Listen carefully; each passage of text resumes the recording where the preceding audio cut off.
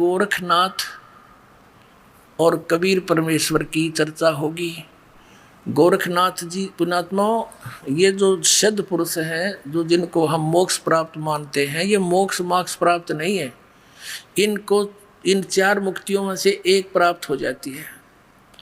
और कुछ एक ऐसे होते हैं कि वो पितरलोक में विराजमान है, वहाँ से जब चाहें यहाँ आ जाते हैं, अन्य रूप बनाकर कोई पहचान नहीं सकता। स्वामी रामानंद जी का बहुत बड़ा बोलबाला था और वैष्णव परंपरा के वो प्रचारक थे। विष्णु जी का प्रचार घना हो गया तो ये नाथों को चिंता होगी, जो शिव जी के उपासक है तमोगुण के।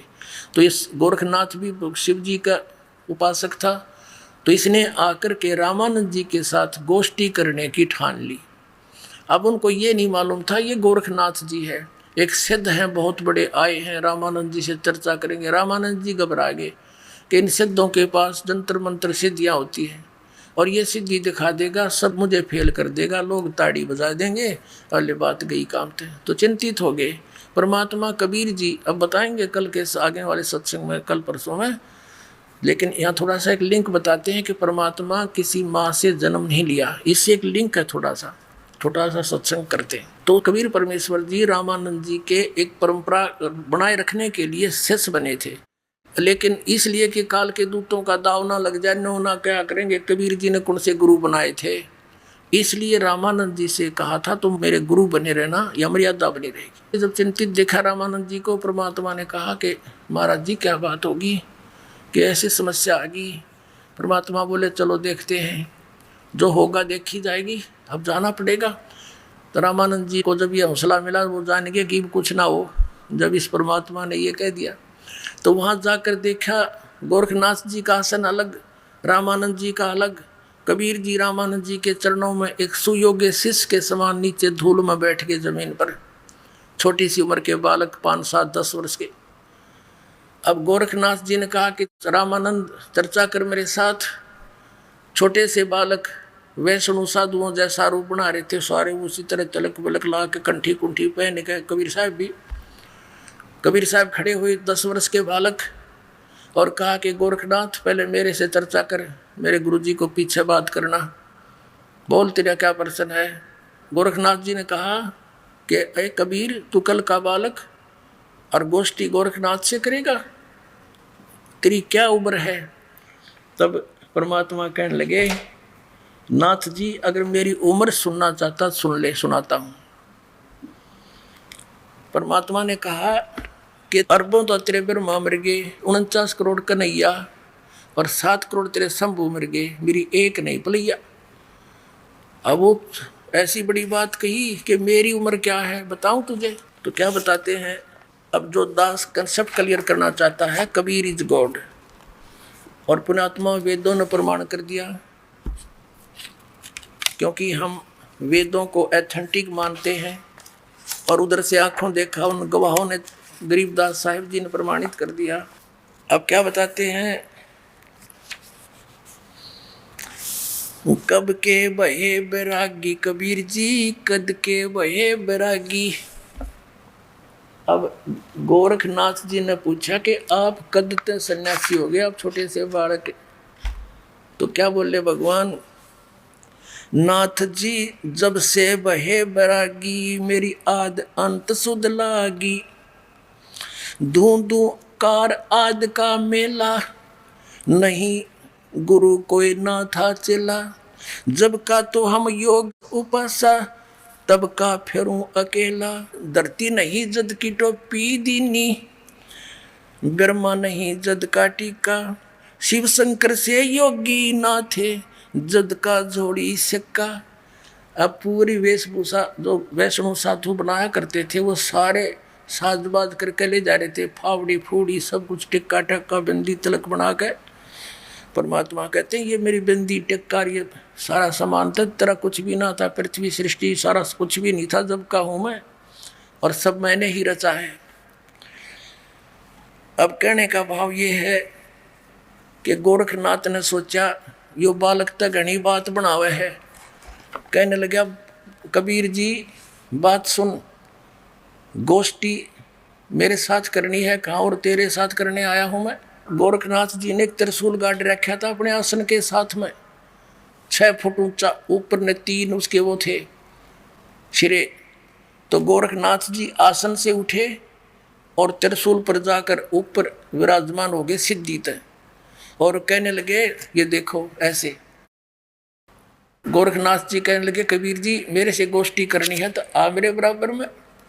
जब नाथ जी त्रिशूल पर विराजमान हुए तो दर्शकों ने ताड़ी पीट दी, वाह वाह वाह, इसे फैसले होया करते। तो परमात्मा ने सोचा ज्ञान तो ना ये दर्शक माननीय ना यू नाथ जी माननीय, तो इनको तो उसी तरीके से इनका का खिलानी पड़ेगी। अब परमात्मा क्या था, जैसे कपड़ा बुनने में सहयोग दिया करते अपने मुंह बोले माता पिता की, तो एक धागे की कुकड़ी बोले हमारे यहाँ जब चरखे के ऊपर कात्या करते थे, वह धागे की रील कच्चे सूत की वह जेब में डाल रहे थे। वो तो अंतर्यामी थे, वो के बकवाद करेगा कितनी कर सकता है। तो वह कुकड़ी निकाली धागे की, वह कच्चे धागे की रील इतनी मोटी होया करती है, उसमें मनमाना 150 फुट लंबा धागा होता था। उस कुकड़ी का यानी उस रील का धागे का एंड पकड़ लिया और उस बाकी को ऐसे घुमा दिया, वो अनबंडल होती चली गई, उधड़ गई, पूरी खुल गई और सीधी स्ट्रेट वो धागा खड़ा हो गया। परमात्मा वहां से उठे और 150 फुट ऊपर जाकर के धागे के एंड पर विराजमान हो गए कबीर जी। अब ये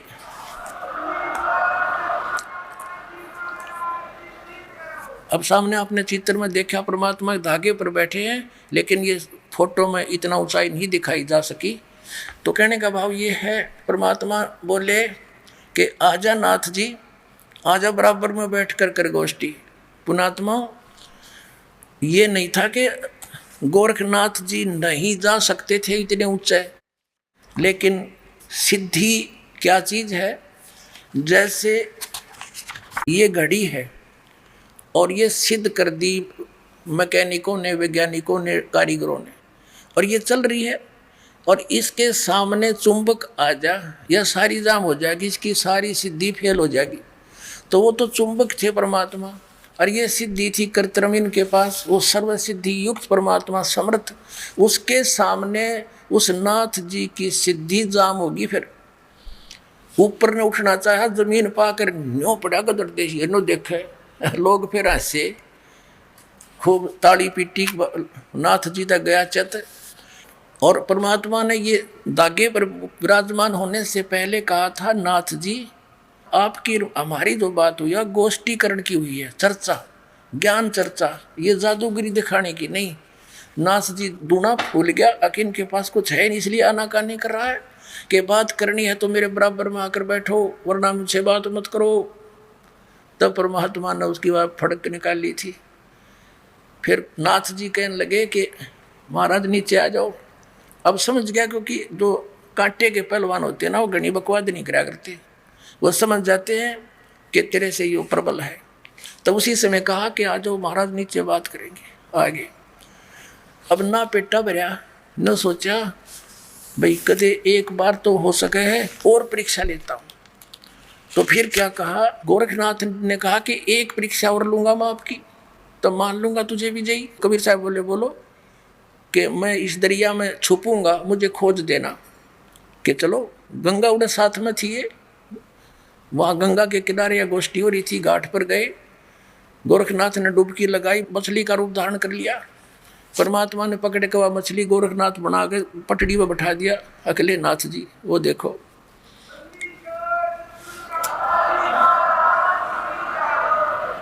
अब नाथ जी बिग्गी बिल्ली होकर बैठ गया। तब गोरखनाथ ने पूछा, ये परमात्मा आप कौन हो, कहाँ से आए हो? तब मालिक बताने लगे, अवधू अवगत से चल आए, मेरा कोई भेद मर्म ना पाया। अविगत से, जो जिस स्थान से कोई परिचित नहीं, सतलोक से चल कर आया हूँ, प्रोक्त स्थान से, उस धूलोक से चल कर आया हूँ मैं। अवधू अवगत से चल आया, मेरा कोई भेद मर्म ना पाया। ना मेरा जन्म ना गर्भ बसेरा, बालक बन दिखलाया, काशी नगर जल कमल पर डेरा तहां जुलाहे न पाया। अपनी सच्चाई बता रहे हैं कि ना मेरा जन्म, ना मेरा कोई माता पिता, ना मेरा जन्म ना गर्भ बसेरा, एक बालक बन दिखलाया। काशी नगर जल कमल पर डेरा तहां जुलाहे न पाया। मात पिता मेरे कुछ नाही, ना मेरे घर दासी, जुल्हे का सुत आने कहाया, यु जगत करे मेरी हासी।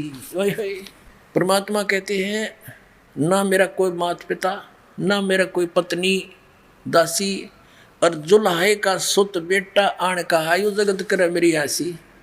थी कोई पिछली संस्कार, कोई वचन थे हमारे जिसके। ना मेरा जन्म ना गर्भ बसेरा, बालक बन दिखलाया। काशी नगर जल कमल पर डेरा तहां जुलाहे न पाया। मात पिता मेरे कुछ नाही, ना मेरे घर दासी, जुल्हे का सुत आन कहाया, यो जगत करे मेरी हासी। पांच तत्व का धड़ नहीं मेरा, मैं जानू ज्ञान अपारा, जो सत्य स्वरूपी नाम साहेब का, ओहे नाम हमारा। पांच तत्व का धड़ नहीं मेरा, मैं जानू ज्ञान अपारा, सत्य स्वरूपी नाम साहेब का, ओहे नाम हमारा। अदर दीप गगन गुफा में तानिज वस्तु सारा, तेरा ज्योत स्वरूपी अलख निरंजन, यो भी धरता ध्यान हमारा। हाड चाम लहू ना मेरे, कोई जाने सतनाम उपासी, तारण तरण अभय पद दाता मैं हूँ, कबीर अविनाशी।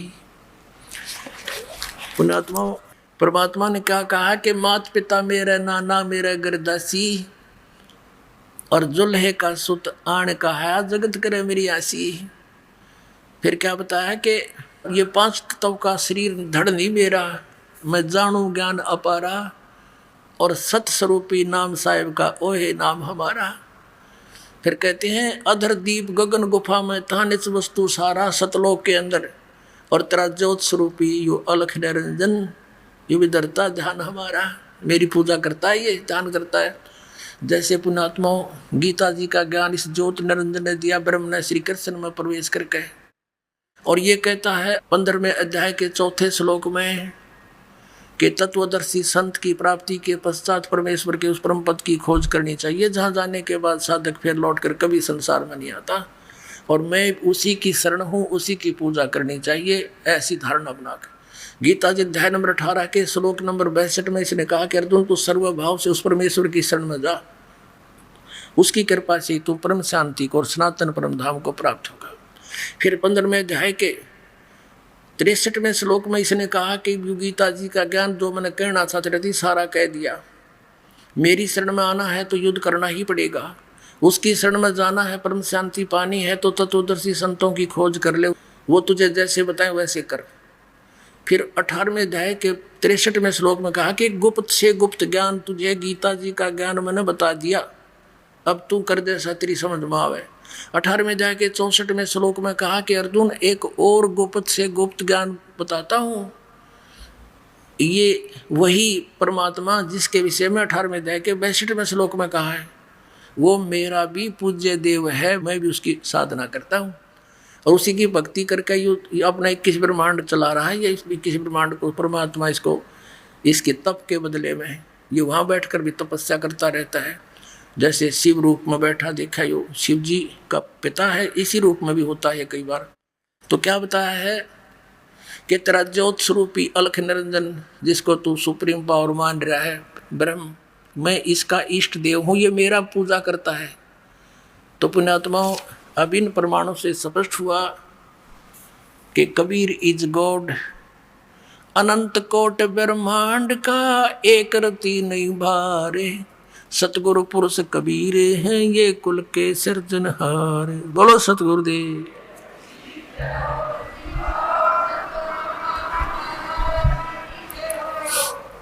सतगुरुदेव की जय। बंदी छोड़ कबीर परमेश्वर जी की जय। बंदी छोड़ गरीबदास जी महाराज जी की जय। स्वामी रामदेवानंद जी गुरु महाराज जी की जय।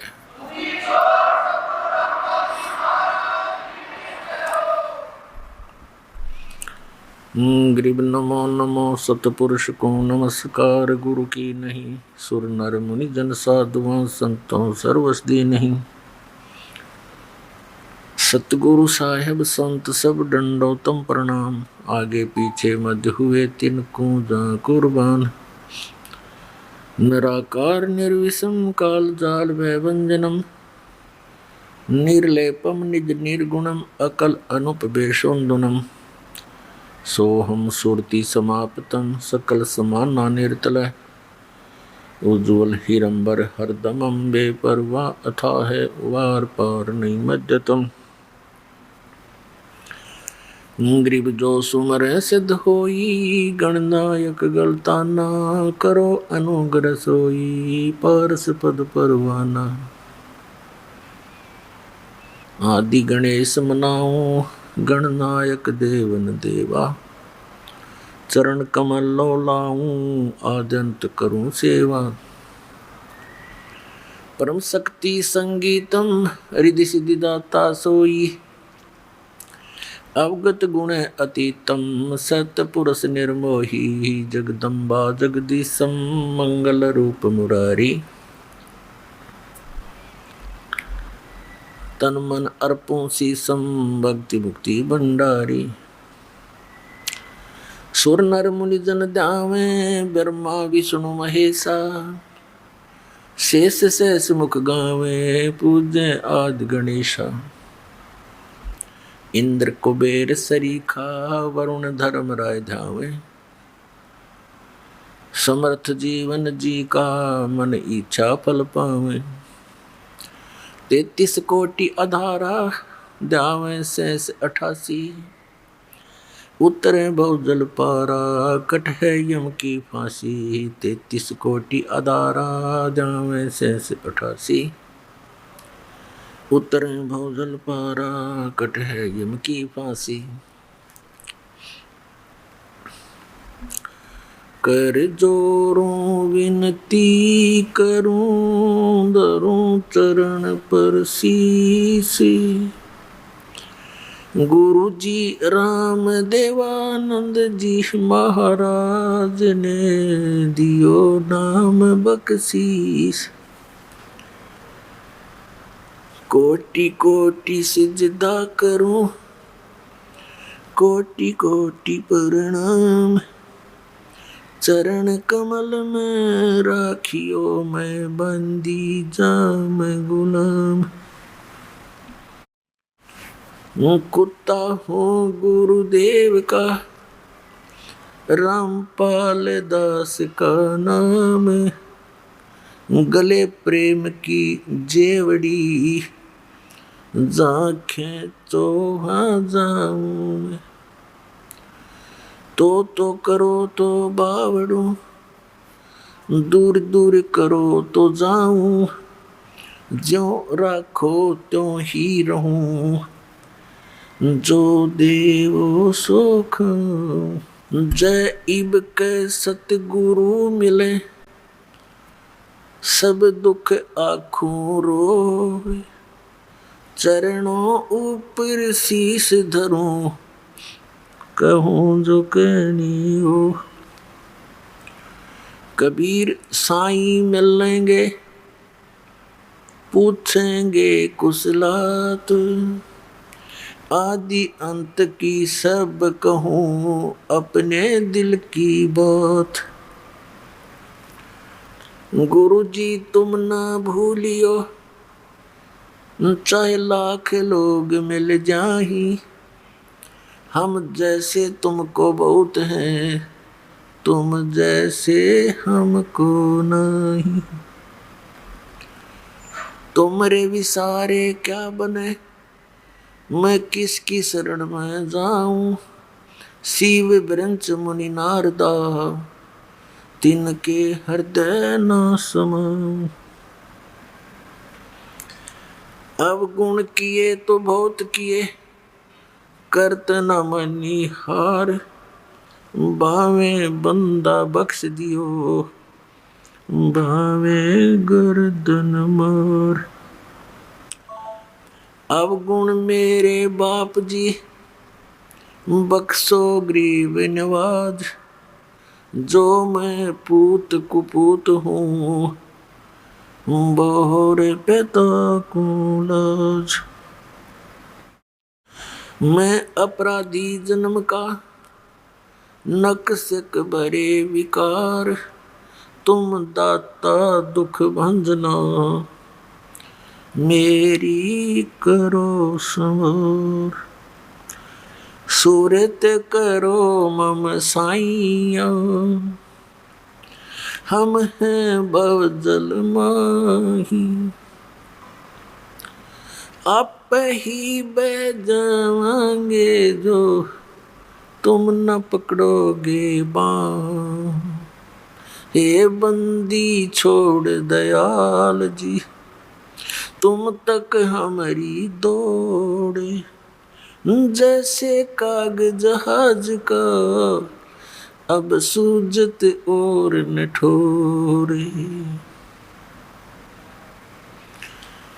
परम पिता परमात्मा पूर्ण ब्रह्म सर्वश्रेष्ठी रचनहार कबीर साहिब, कबीर परमेश्वर जी, ये हम सब आत्माओं के जनक हैं, ये हमारे कुल मालिक, ये हमारे हमदर्द हैं, ये हमारे लिए भटक रहे। पुण्यात्माओं, हमने एक बहुत भयंकर भूल कर रखी है, जिसके परिणाम स्वरूप हम यहाँ इस गंदे लोक में दुख पा रहे हैं।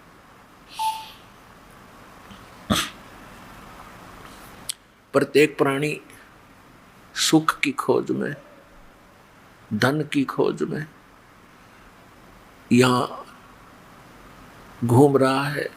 किसी ने कोई साधन अपनाया है, किसी ने तो सुखी होने के लिए धन उपार्जन करना ही उद्देश्य मान रखा है,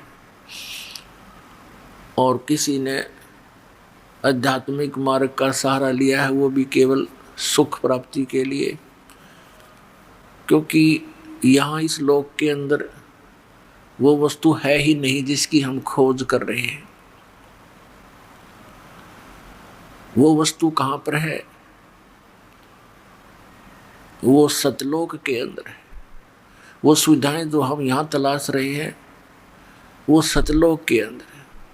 एक नमक की बोरी में पड़े हुए कोई कीड़ा यदि उसमें कोई स्वादिष्ट मिष्टान का टेस्ट ढूंढ रहा है, खोज रहा है, तो उसका व्यर्थ प्रयत्न है। वो तो बूरा की बोरी मिले, फिर उसमें जहाँ भी मुख लगाएगा वहीं पर आनंद ही आएगा।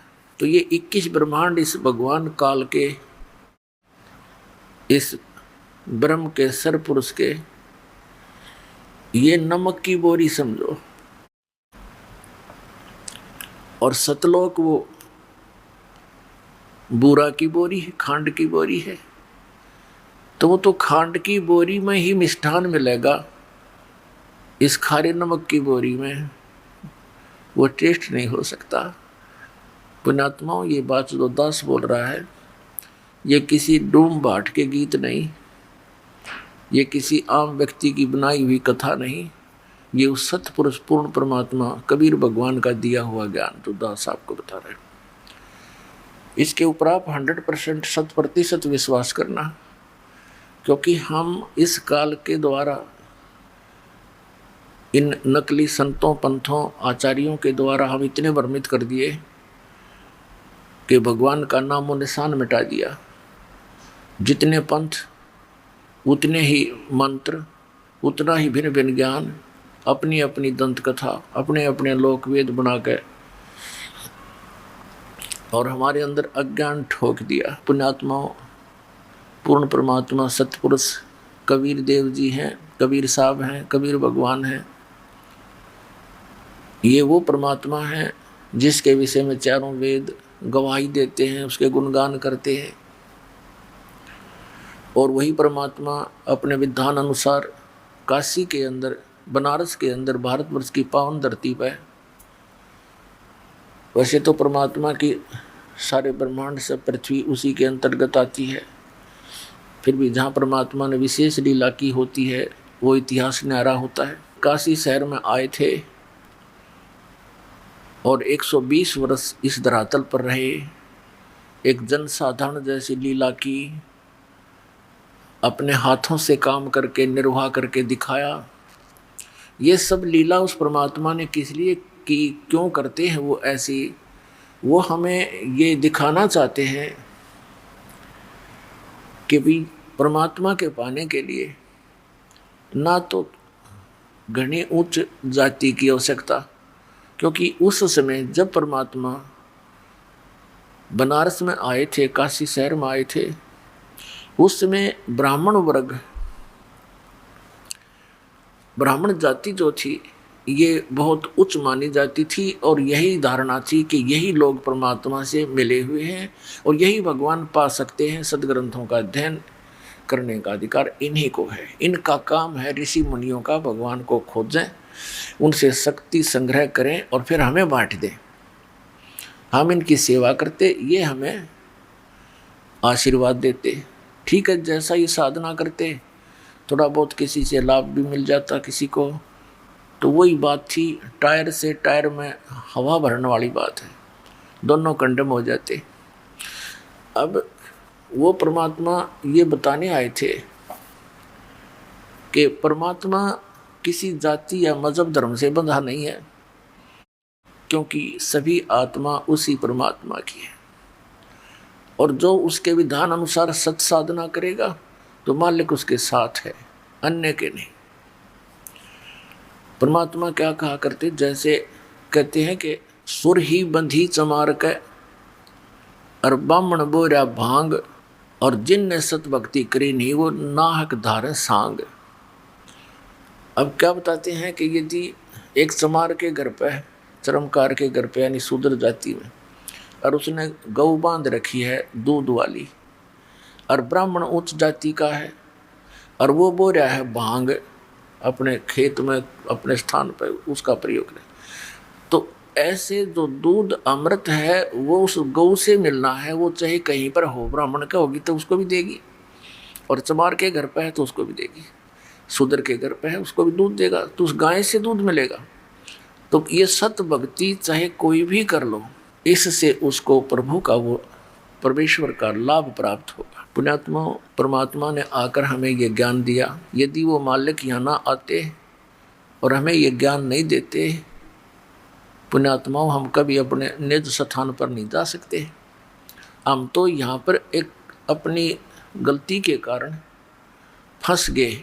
ये स्थान रहने का नहीं है, ये कोई लोक है या कोई व्यवस्था है। विचार करके देखो गहराई से, क्योंकि हमारे को इतना समय ना छोड़ रखा है इस काल भगवान ने, हम इतने टेंशन ग्रस्त कर दिए, सारा दिन एक पेट के लिए, एक निर्वाह के लिए, सारा दिन रात, दिन में काम करना, फिर रात को चिंतन उन्हीं का। हम ये सोच नहीं पाते कि ये क्या व्यवस्था है, सो पढ़ के सो जाओ, सुबह उठ कर भागो, कमाओ खाओ फिर सो जाओ, खाओ फिर सो जाओ, फिर मर जाओ। कोठी बनाने लग रहा है, इसमें ठाठ से रहूँगा, बनाते बनाते मौत होगी, अब ठाठ कहाँ रहे।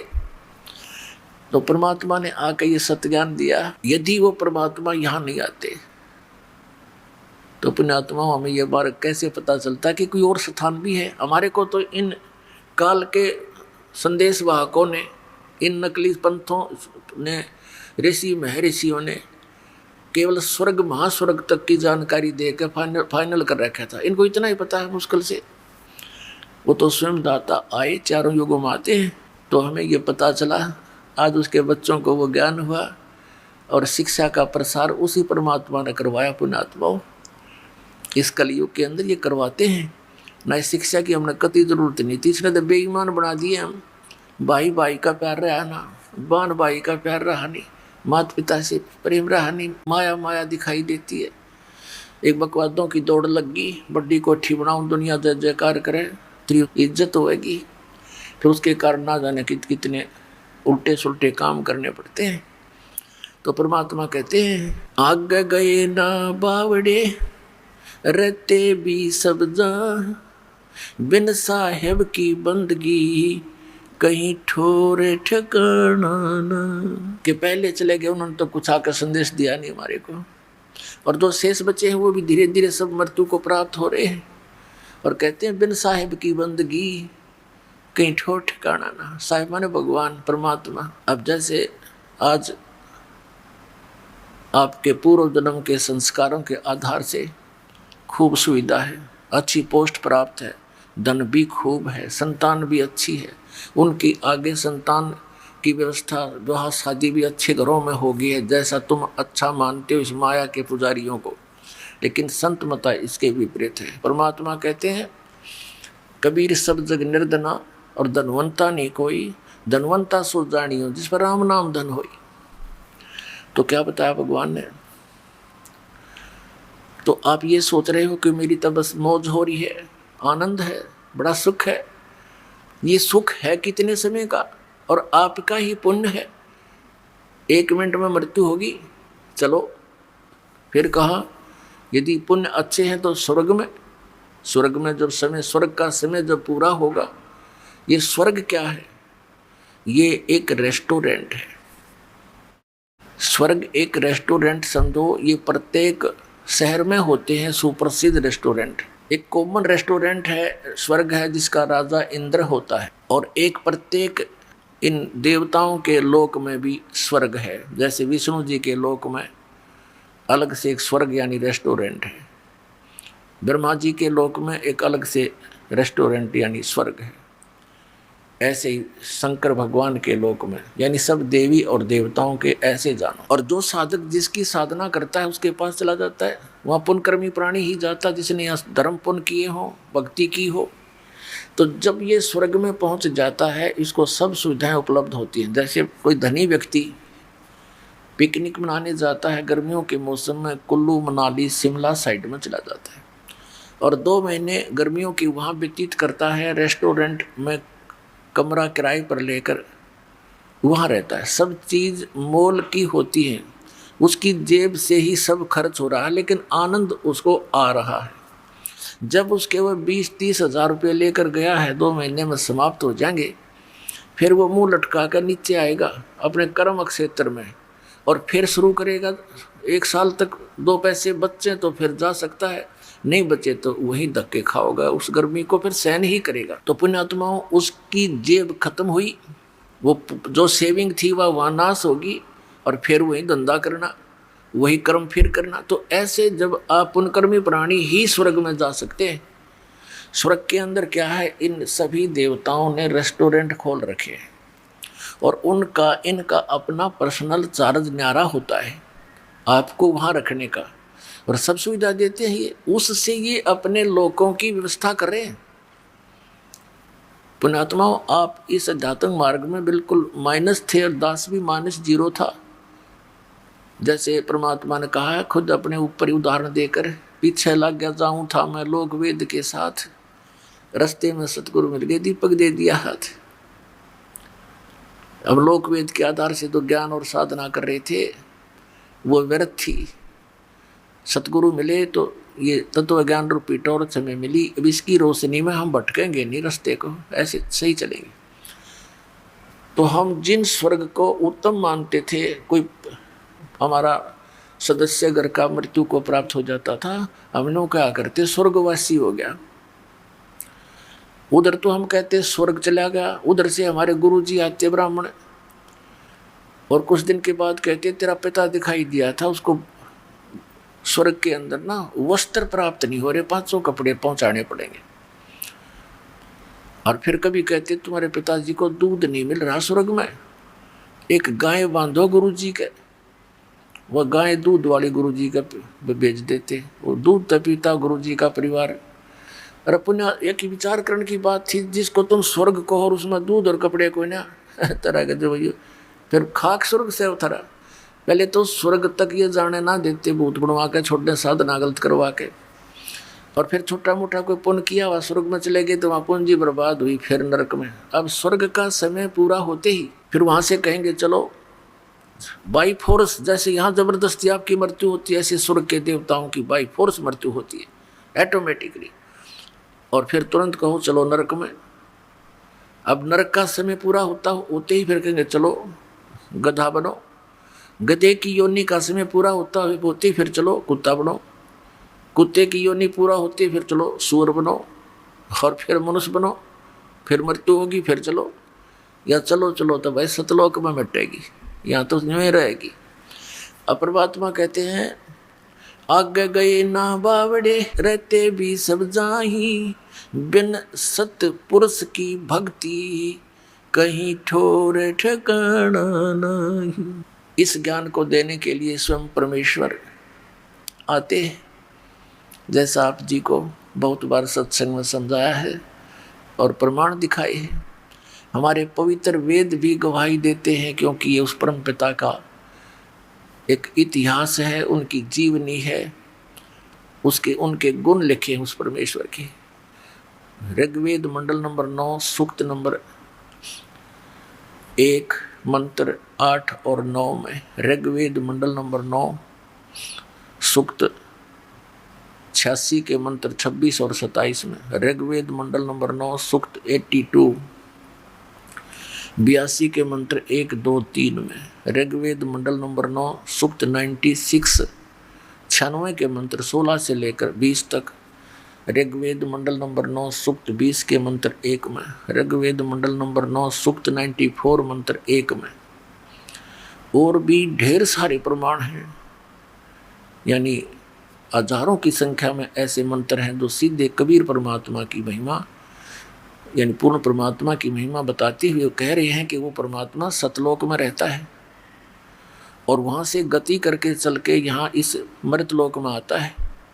यहाँ आने का उद्देश्य क्या होता है कि वो उपदेश करने की इच्छा से वो तत्व ज्ञान बताने आता है, अच्छी आत्माओं को मिलता है, उनको तत्व ज्ञान का प्रचार करता है, अपने गवाह बनाता है, उनको अपनी वास्तविकता से परिचित कराता है।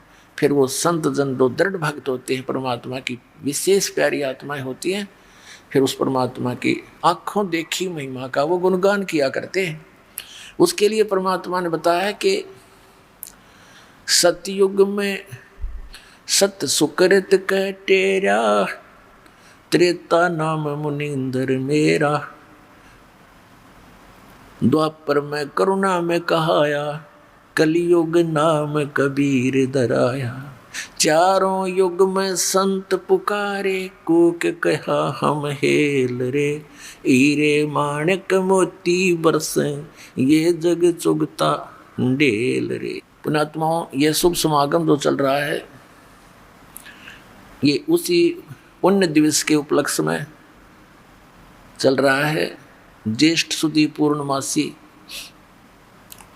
जेठ उतरते की पूर्णवासी देसी भाषा में, संवत 1455 सन 1398 का वो शुभ दिन, जिस दिन परमात्मा सतलोक से चलकर आए और काशी शहर से बाहर एक सरोवर के अंदर, लहरतारा नामक सरोवर के अंदर खिले हुए फूल, कमल के फूल पर एक शिशु रूप धारण करके विराजमान हुए।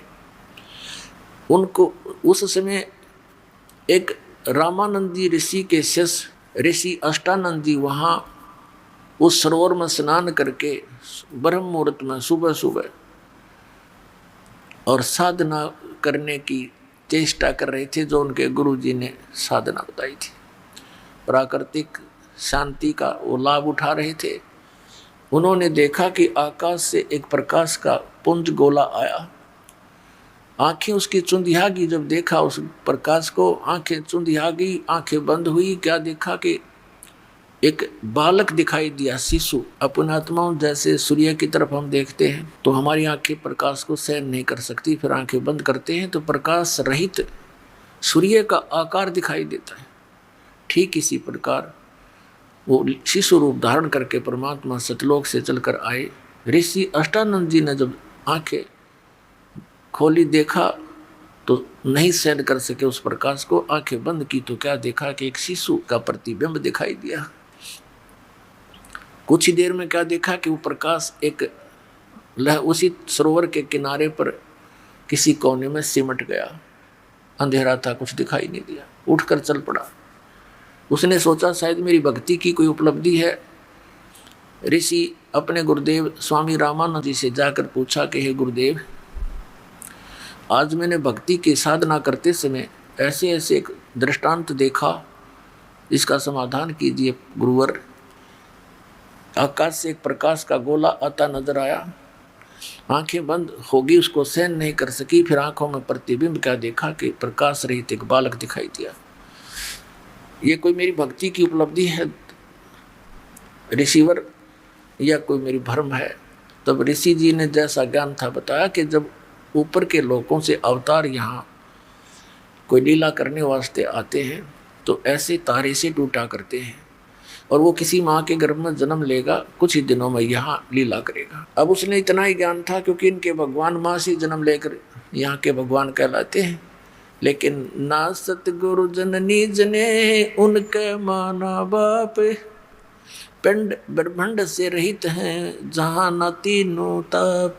और परमात्मा भी कहते हैं खुद, मात पिता मेरे नहीं ना मेरे घर दासी, जुल्हे का सुत आण कहाया जगत करे मेरी आसी। मेरे कोई मात पिता नहीं, ना मैंने कोई पत्नी यानी स्त्री धारण की, और मैं एक जुलाहे के घर लीला करने के कारण मेरे को दानक जुलाया कह मेरी मजाक बना रही है ये। तो पुण्यात्माओं, वो परमात्मा स्वयं इस दिन ज्येष्ठ सुदी पूर्णमासी को एक शिशु रूप धारण करके आए, और उस शुभ दिन के उपलक्ष्य में उस परमात्मा की महिमा बताने के लिए एक विशेष 5 दिवसीय समागम शुरू किया गया। धन भाग है आपके, धन है आपके माता पिता जिनसे जन्म हुआ। आपको ऐसे समय में इस प्राइम टाइम के अंदर मनुष्य जीवन और ये तत्व ज्ञान का भंडार खुलवा दिया इस दास के द्वारा परम पिता परमात्मा ने, जो 600 वर्ष पहले परमात्मा ये भंडारा भर के गए थे अपने सुख संवेद में। लेकिन जिन महापुरुषों से परमात्मा मिले थे और जिनको सचखंड सतलोक दिखाया था, अपने गवाह बनाए थे, उनको एक विशेष निर्देश दिया था कि अभी इस तत्व ज्ञान को गुप्त रखना। तुम लिख दो अपनी वाणियों में, अवश्य एफिडेविट लिख दो, लेकिन पद्य भाग में। और फिर कभी जब समय आएगा, कलयुग का जो काल के साथ वायदा हुआ था भगवान का, उसका कंप्रोमाइज हुआ था। इस काल भगवान ने कहा था कि परमात्मा आप 3 युगों में जीव कम ले जाना, चौथा युग जब कलयुग आवे तब तो शरण जीव बहु जावे, ऐसा वचन हर मोह दीजिए तब तुम गमन संसार ही कीजिए। तो परमात्मा ने कहा था ठीक है, 3 युगों में जीव कम ले जाऊंगा, चौथा युग जब कलयुग आएगा तब तू टांग मत अड़ाना बीच में। तब इसने कहा था भगवान एक और अर्ज है दास की। काल ने कहा था परमात्मा से, कबीर जी से, परमात्मा ने कहा बोल क्या है कि भगवान जोर जबरदस्ती ना करना, आप अपना ज्ञान दे कर ले जाना, अपने बना कर ले जाना, आप जबरदस्ती ना करना। मेरे ज्ञान पर आश्रित मेरा, आपके ज्ञान को सुन के आप में भावित हो तो आपका ऐसे करना। तो परमात्मा ने को मालूम था कि मेरा बने बिना वहाँ कोई जा ही नहीं सकता, क्योंकि मुझसे तो ये बिछुड़ कर आए ही हैं।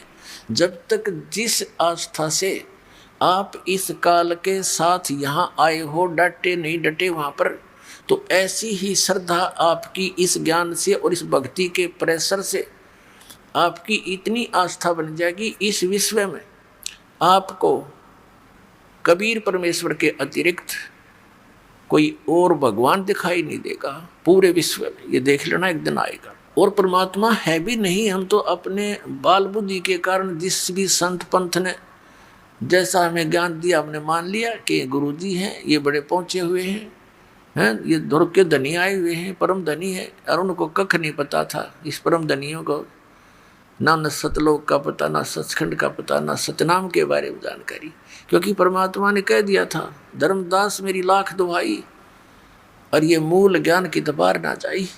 मूल ज्ञान बाहर जो पढ़ी बिचली पीढ़ी हंस नहीं तरही।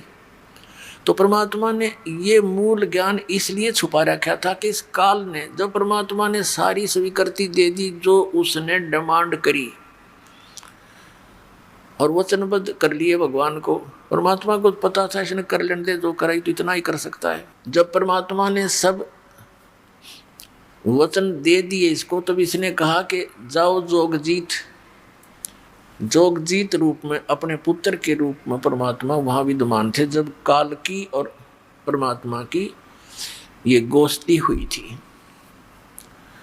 तब इस काल ने तुरंत आंख बदल ली और कहने लगा, जोगजीत बेशक आ जाना तुम कलयुग में और ले जाना जितने मर्जी हंस तुम चाहो, लेकिन कलयुग के अंदर इनको इतना कंडम कर दूंगा, अपने नकली दूत संदेश वाहक भेज के झूठे पंथ चला के तेरे नाम ते, कबीर नाम ते, सतलोक के नाम ते, सचखंड के नाम ते इतने पंथ और इतने गलत ज्ञान प्रचार करवा दूंगा। और देवी देवता मंदिर तीर्थ मूर्ति पूजा पर इतना कर्मकांड पर इतना आरूढ़ करवा दूंगा कि जिस समय तुम आओगे या तुम्हारा कोई संदेश वाहक आएगा दूत आपका, उससे पहले पूरे विश्व में सबको भ्रमित करवा दूंगा, तेरे नाम पे नकली पंथ बनवा दूंगा, सतलोक सचखंड की महिमा गाया करेंगे और नाम मेरे काल के दिया करेंगे, नकली नाम दिया करेंगे।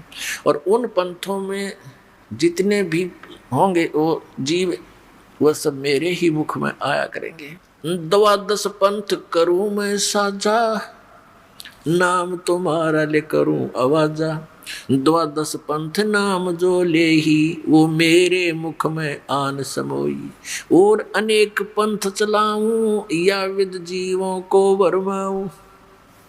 जोग जीत जाओ संसारा, जीवन माने कहा तुम्हारा। अब ये काल कह रहा है, जीव तुम्हारा कहा न माने, हमारी ओर हो बाद बखाने। हमारे वकील बनेंगे वो सारे, इतना गलत ज्ञान भर दूंगा उनके अंदर और हमारी तरफ होकर के तुम्हारे साथ वाद विवाद किया करेंगे।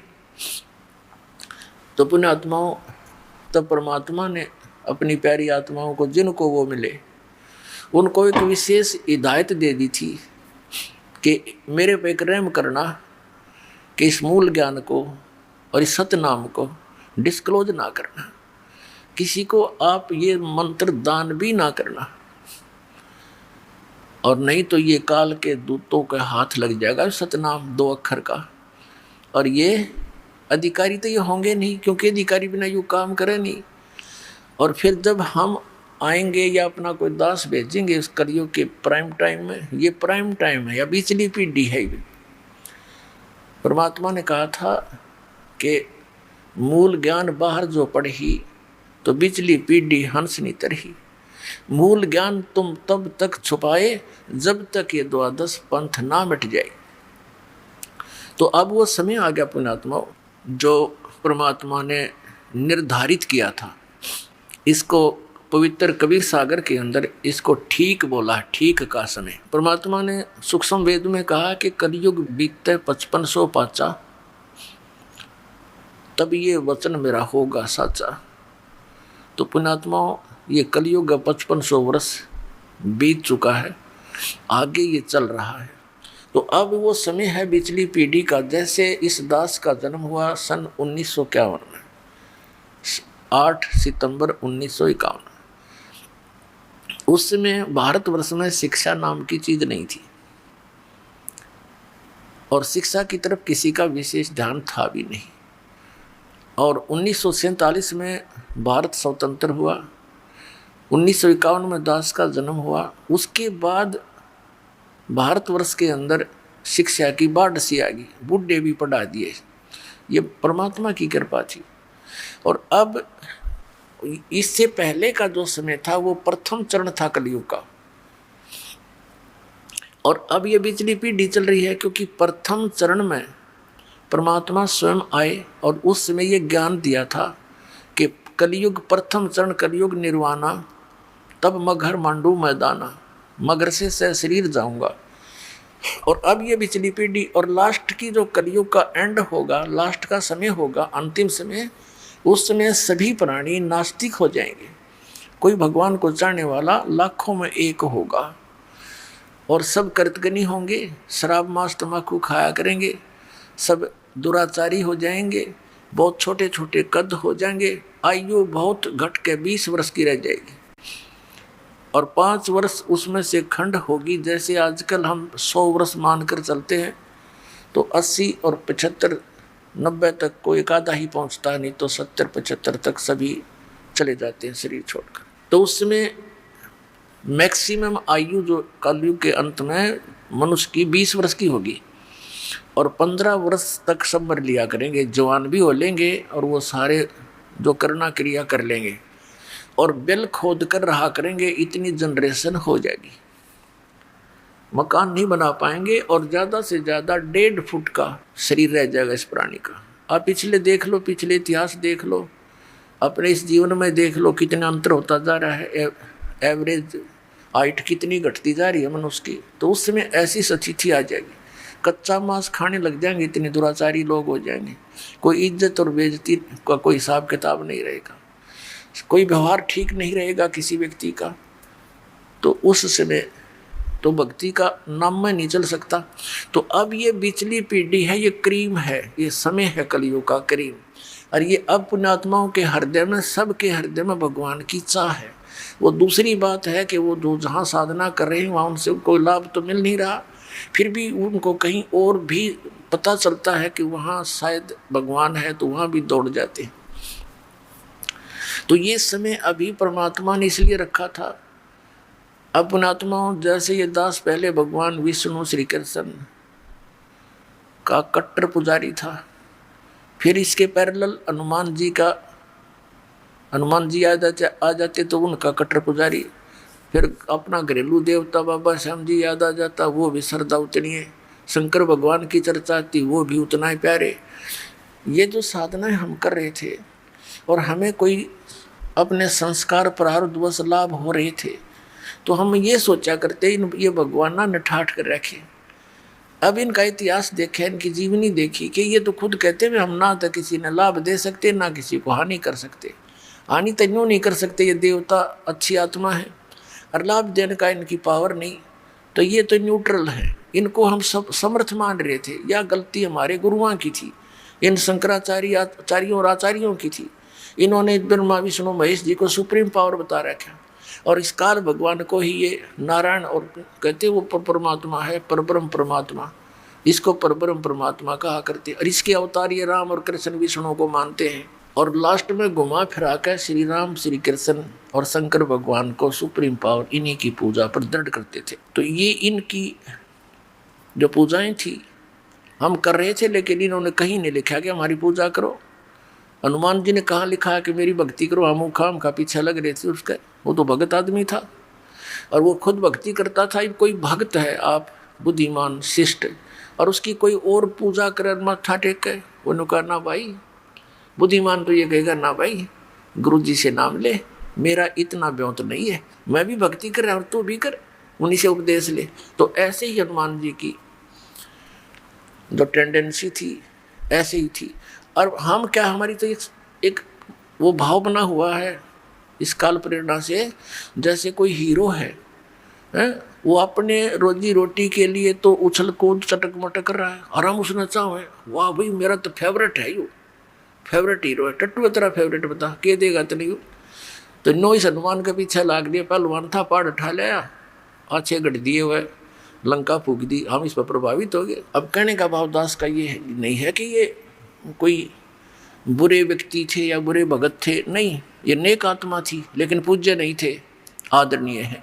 अब जो प्रसंग चल रहा है उसी पर आते हैं कि परमात्मा इस तत्व ज्ञान को देने के लिए स्वयं ही इस धरातल पर आते हैं और अपनी अच्छी आत्माओं को मिलते हैं, उनको तत्व ज्ञान से परिचित कराते हैं। तो यहाँ अब ये कलयुग का जो समय आ गया है, ये पीक टाइम है, ये प्राइम टाइम है, या बिचली पीढ़ी है। और परमात्मा ने कहा था, धर्मदास मेरी लाख दुहाई, ये सार शब्द की तबार ना जाई। सार शब्द एक तो मूल ज्ञान है, ये मूल ज्ञान जो दास आपको बता रहा है ये तत्व ज्ञान है, दिया हुआ कबीर भगवान